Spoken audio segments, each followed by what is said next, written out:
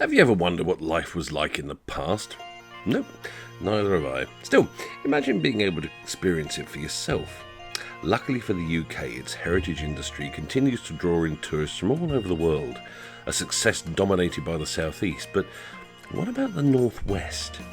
In 2021, one heritage group took the first steps in pursuit of a truly ambitious project, the creation of a new heritage centre that will bring the past to life in ways never before seen.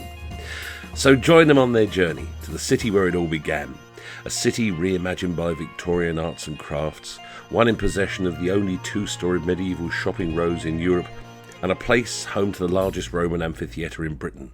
Welcome to Chester.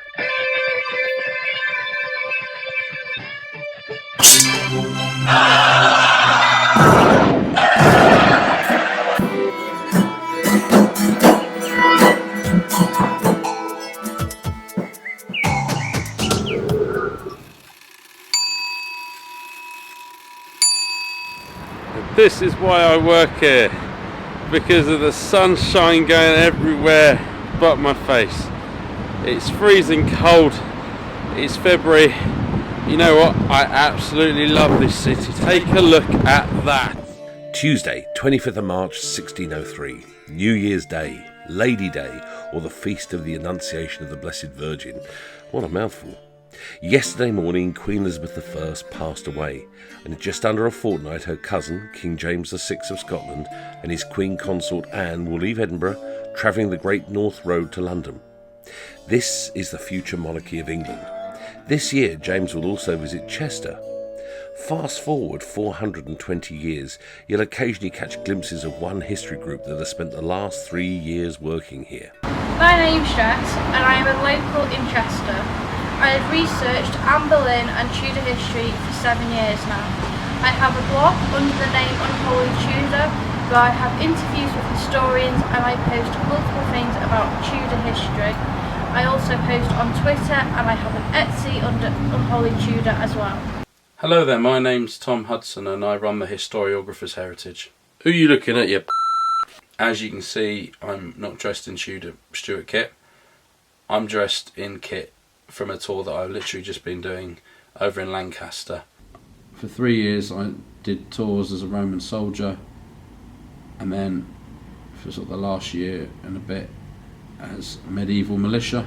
I thought, you know, I want to actually do a walking tour, but something that's a bit different. They don't actually have any Tudor tours in Chester, and there were plenty of Tudor buildings, so I thought, you know what, I'll come up with a Tudor and Stuart tour. This was back in December 2021.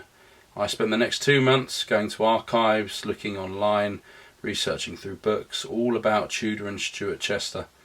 And I sourced all the costume. So it's a little bit of drama, a little bit of character role play, but mainly, obviously, we focus on the facts. So yeah, we do the Tudor and Stuart walking tour of Chester with Miles Mason, bricklayer, set in the year 1603. 1603 is a busy year for the Stuarts, but would a new king and a foreigner be accepted by his English subjects? I think if the devil of hell could be bought, the jockey would beg him, or some other Scot. They beg all of our money, lands, living, lives, nay more, they begin to get our fair wives. We thought we'd ask author Stephen Veerapen for his thoughts. Lawyers were arguing, no, the English crown and the English throne are akin to English property. They can't legally be inherited by aliens. Of course, that all became moot when James, in the end, inherited fairly peacefully. But even then, there was still quite a bit of prejudice around. There was an attempted coup against him, backed by the more extreme Protestant wing, and that took place in late 1596. He managed to overcome that, and by overcoming it, he managed to really kind of assert authority. After that, he was, in a way, master of his own house. He was able to show that he was in control. And that was important because by this time he had a wife, he had children, he had control of his country. All of these things made him more attractive to the English, or James hoped. So he was able to, in a sense, brand himself as the stable candidate for the English throne. Helped largely through planned correspondence via Elizabeth's Secretary of State Robert Cecil. James's transition into power had been swift.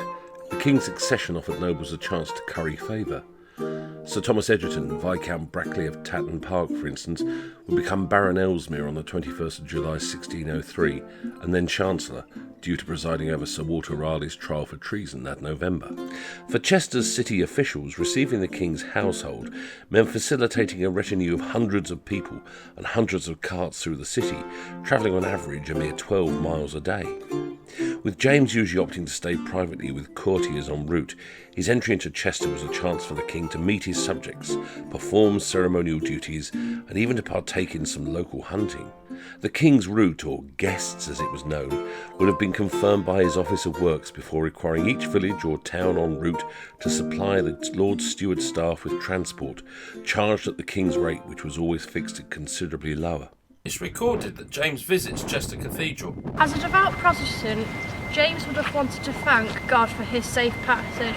He might even have visited the consistory court inside. From here, he would have made his way via Shoemaker's Row.